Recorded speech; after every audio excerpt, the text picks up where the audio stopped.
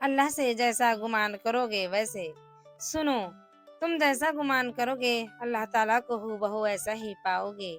سکون کی غرض سے اسے ڈھونڈنے نکلو گے تو اسے السلام پاؤ گے۔ جب گناہوں میں لپیٹ کر ہار جاؤ گے تب اسے الغفار پاؤ گے۔ جب سارے دروازے بند ہو جائیں گے تم پر تب اسے الفتح پاؤ گے۔ جب تم یقین کے ساتھ اس کے روبرو دعا کے لیے ہاتھ اٹھاؤ گے تب اسے المجیب پاؤ گے۔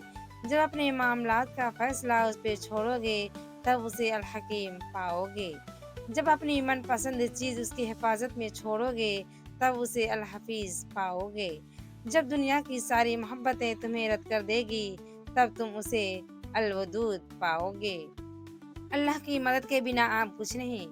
کبھی کبھی اللہ آپ کو اس لیے بھی کمزور اور اکیلا محسوس کرواتا ہے تاکہ آپ کو یاد رہے کہ آپ کو اس کی ضرورت ہمیشہ رہے گی۔ اس کی طاقت آپ کو یاد رکھنی ہی ہوگی۔ اللہ کی مدد کے بنا آپ کچھ نہیں کر سکتے۔ تمہارے دکھ کی ہر ایک داستان صفحہ تقدیر پر درج ہے، جو نہ تو تمہارے رب سے چھپی ہوئی ہے اور نہ وہ تمہارے غموں سے بے خبر ہے۔ تم اپنے حصے کی محنت جاری رکھو، اجر تو اللہ پاک نے دینا ہے، اور تم دیکھنا بے شک وہ تمہیں اس سے بھی بہتر نوازے گا جو تم نے اس کی خاطر قربان کیا۔ اللہ سے رجوع کروں اللہ ہے نا۔ جانتے ہو اللہ تمہیں بے بسی کے مقام پر کیوں لایا ہے؟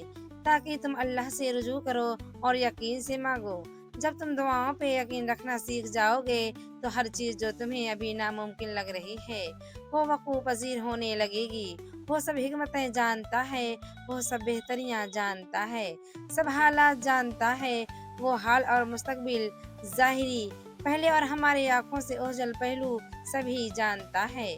وہ علم میں کامل ہے، حکمت میں کامل ہے۔